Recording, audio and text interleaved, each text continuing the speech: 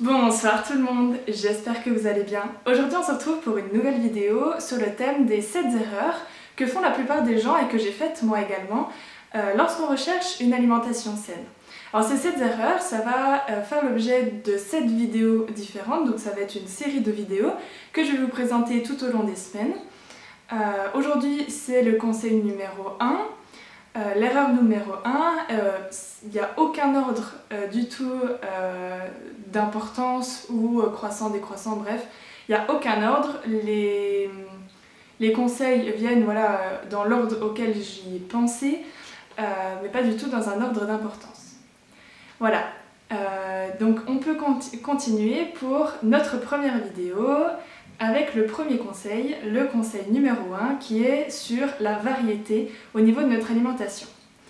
Alors, souvent, on peut observer chez les personnes qui nous entourent, mais également dans notre alimentation, le fait qu'on ait une routine bien installée depuis plusieurs mois, voire plusieurs années.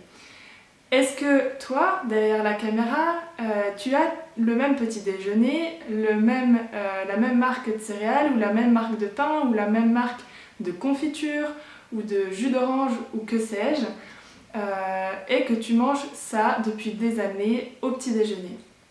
Est-ce que toi, derrière la caméra, tu bois du café tous les jours, une, deux, voire plusieurs tasses par jour?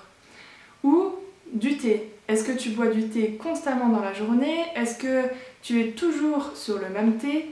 Bref, on a tous, et je pense que tu as également des habitudes qui sont dans ton alimentation et qui fait que depuis des mois, voire des années, tu as cette routine tous les jours de l'année. Je vais t'expliquer pourquoi le fait d'avoir cet aliment ou cette boisson constamment dans ton alimentation va venir te desservir. Au début, tu vas peut-être prendre un aliment pour son côté bénéfique, son côté thérapeutique en quelque sorte, avec ses propriétés qui vont t'apporter beaucoup au corps. Prenons comme exemple l'avocat. L'avocat, il est bien connu, surtout en ce moment sur les réseaux sociaux, pour ses bons acides gras qui va apporter du coup au niveau du corps énormément.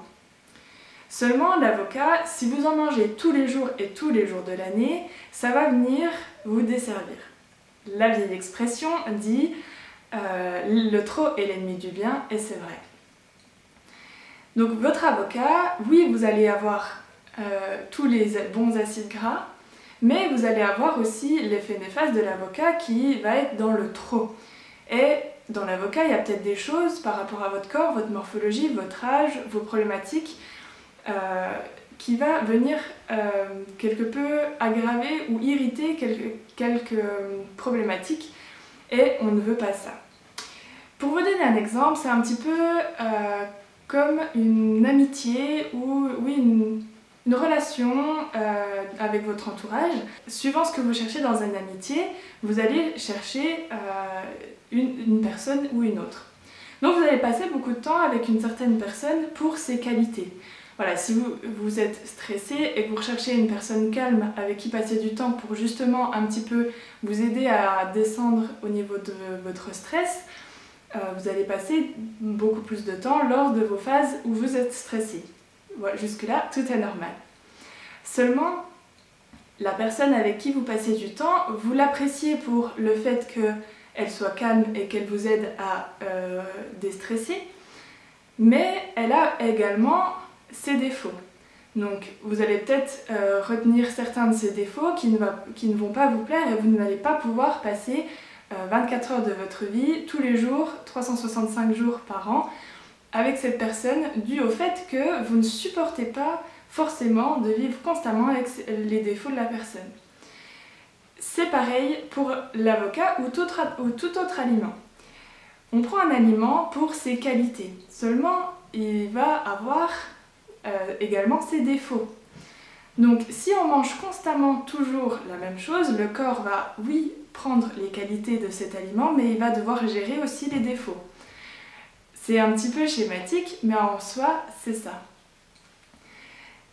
Du coup, il va devoir constamment gérer ses défauts, et si tous les jours de l'année vous avez toujours les mêmes défauts, il va se retrouver submergé par cette charge de travail et il va pas comprendre, en fait ça va le surcharger et ça va pas être une alimentation quelque peu intelligente car vous n'allez pas apporter d'autres choses.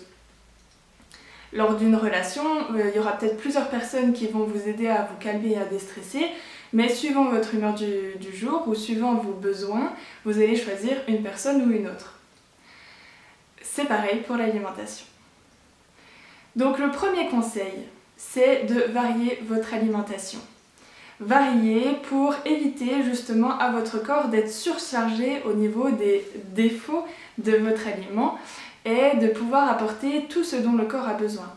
Un acide gras va peut-être être comblé avec des oléagineux, avec des huiles végétales, avec tout un tas de choses. Et elles vont vous apporter d'autant plus d'autres qualités qui vont être également bénéfiques à votre corps. Donc, varier un maximum son alimentation permet d'avoir vraiment une palette plus large dans les qualités des aliments pour apporter à notre corps. Et aussi pouvoir